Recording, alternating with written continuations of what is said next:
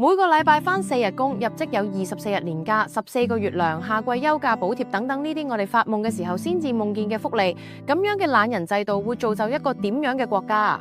大家好，我係金仔，今日我哋就嚟講下呢一個工作時間短、假期多嘅國家冰島。睇片之前記得點讚、訂閱、建設性留言，多謝大家。1、2、3、4、5、6、7，多勞多得。星期一至星期七，多勞多得。做 top sales，唔好靠托啊，要識托，又要肯搏。唔知大家有冇睇過呢個經典廣告啦？香港人真係好中意返工㗎，好多時仲因為返工返到病咗，仲要自己俾錢買藥去維持自己嘅生產力，都咪話唔唏噓。相比香港嘅最高難度，世界上有一個叫冰島嘅地方，嗰度啲人就幸福好多。首先喺度同大家講清楚先，冰島係一個國家，唔係一個島嚟嘅，唔好搞錯啦。冰島自2015年開始啟動每週4日工作制嘅試驗，並且2019年全面推行。86%嘅勞工每週工時從40小時減至36小時，薪資卻保持不變。根據 Autonomy Institute 同 AUDA 嘅2024年報告，97%嘅員工表示工作與生活平衡顯著改善，78%對工時安排嘅滿意度大幅提升。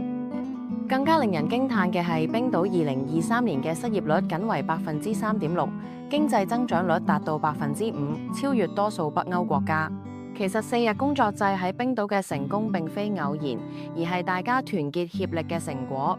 企業通過重組工作流程、減少無效會議等，員工更加專注喺產生價值上面，從而提升整體效率。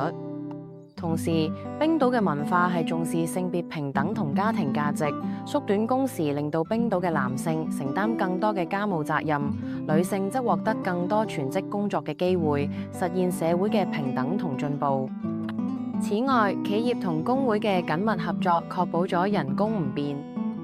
喺呢啲因素共同作用下，俾冰島喺維持高生產力嘅同時，打造出更人性化嘅職場環境，為員工同企業創造咗雙贏嘅局面。不如我哋睇睇我哋做緊啲乜嘢啊？朝10晚10，做到胃穿窿，93歲仲要落鋪收銀 ？What the fucking on？ 唔會噶噃，我唔會收工噶噃，我永遠都做唔完噶喎啲嘢。Sorry， 我唔應該講粗口，但係我真係講到自己都好激動。我哋呢班打工仔，一生一世為錢幣做奴隸，嗰種辛苦折墮講出客位，我死俾你睇，咪話冇乜所謂。冰島嘅成功經驗已經激發全球跟進，德國同英國等地相繼試行4日工作制。英國2024年一項調查顯示，93%嘅00後認為呢一種模式大幅提升職位嘅吸引力。然而，香港嘅職場文化就繼續係多勞多得，由早做到晚。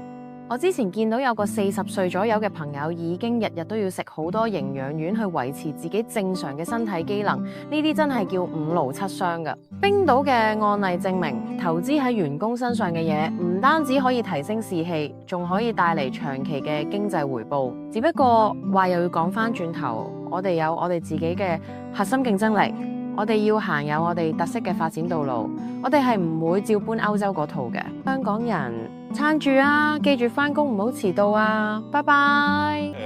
係咯，大家返工加油。